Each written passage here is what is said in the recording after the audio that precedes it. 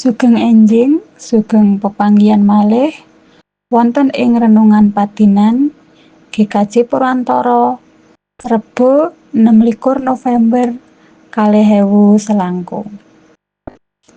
Renungan dinten menika kapethik saking Jabur 8:3 ayat 1 dumugi 50. Ingkang mangkaten suraosipun.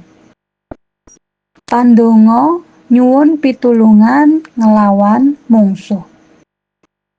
Mazmur anggitane Asaf, sawijining kekidungan.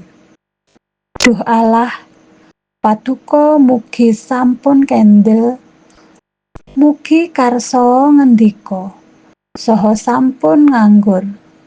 Duh Allah, amargi mengsah paduka sami gumuruh, tiyang ingkang sami sengit dumateng paduka sami nglangak kumethak, sami ngrantam paekan nglawan paduka, sarta sami sakuton badhe nglawan para ingkang paduka ayomi.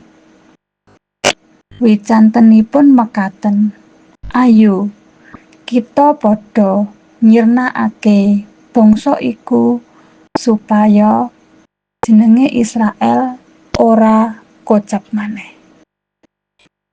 Mekaten sabda pangandikanipun Gusti. Bapak Ibu ingkang kinasih, tiyang gesang wonten ing donya punika asring ketaman mawarni-warni perkawis. Arupi ketaman sakit, ngalami gagal, rekaos pados sandang tedha, utawi dipuntilar dening brayat ingkang dipun tresnani, dimengsah tiyang lan sakpiturutipun.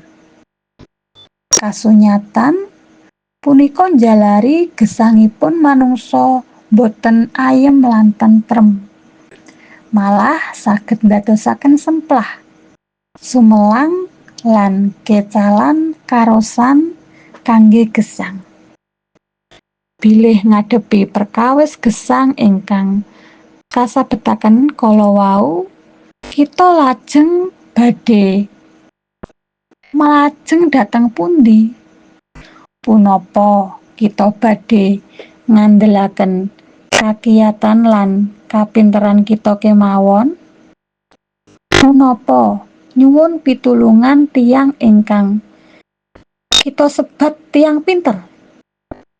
Punapa kita lajeng enggal mlajeng dhateng Gusti Allah? Lumantar pitakenan punika kita dipun emutaken kalian perkawis ingkang nate dipun adepi Prabu Daud nalika nuntun lan ngiyataken bangsa Israel ngadepi mengsah, inggih punika bangsa Asyur lan Filistin. Bangsa punika sami nglawan Gusti Allah lumantar nyirnakaken bangsa Israel. Ngadepi kahanan ingkang mekaten, Prabu Daud ngrumaosi bilih kekiyatanipun bangsa Israel menika winates. Pramila Prabu Daud enggal mlajeng dhateng Gusti Allah nyuwun pitulungan lumantar pandonga. Prabu Daud pitados bilih namung Gusti Allah piyambak ingkang saged mitulungi lan ngluwari bangsa Israel saking perkawis punika. Gegayutan kaliyan perkawis ingkang dipun adepi bangsa Israel sejatosipun ugi ngemutaken gesang kita. Sanadyan ketaman mawarni-warni perkawis gesang ingkang awrat utawi enteng, ingkang wigati sejatosipun sanes perkawisipun, nanging kados pundi anggen kita ngadepi lan ngrampungi perkawis punika.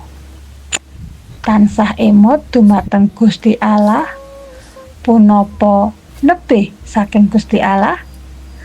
Sinaosa perkawis punika enteng, nanging menawi dipun sanggi piyambak tamtu kraos awrat. Kosok wangsulipun perkawis ingkang awrat badhe kras enteng nalika kita nyuwun pitulungan lan kekiyatan saking Gusti Allah. Namung Gusti Allah kemawon ingkang saged keluari mitulungi lan maringi kekiyatan anggenipun kita ngadepi mawarni-warni perkawis.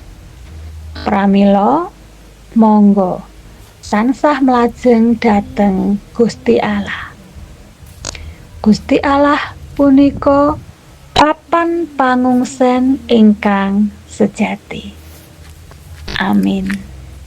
Gusti berkahi kita sami.